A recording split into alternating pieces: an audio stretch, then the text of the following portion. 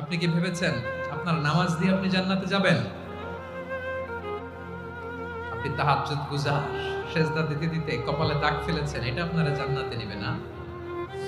আপনি এলাকার সবচেয়ে বড় হাতেম তাই দানশীল, এই দানের ভরসায় বসে আছেন।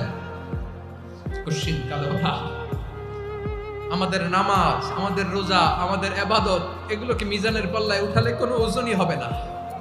তবে আমাদের একটা কৌশল জানা আছে, আমরা আল্লাহর রহমতের ভিখারি। আমরা সেদিন আগেই গুনার স্বীকৃতি দিয়ে দেব। আমরা বলবো, আল্লাহ তুমি প্রশ্ন করার আগে তোমার একটা কথা বলি, আমারে কিছু জিজ্ঞেস করো না, আমি সব করেছি। এমন কোন পাপ নাই যে পাপ আমারে দিয়ে হয় নাই। তোমার রহমত দিয়ে তুমি জান্নাতে পাঠাবা, তোমার দয়ায় জান্নাতে যেতে চাই, আমল দিয়ে না। পারবেন বলতে? কিয়ামতের দিন আমরা বলবো, আল্লাহ আমার আমল দিয়ে জান্নাত চাই না, আমি তোমার দয়া দিয়ে জান্নাত চাই। তোমার দয়া ছাড়া আমার কোনো উপায় নাই।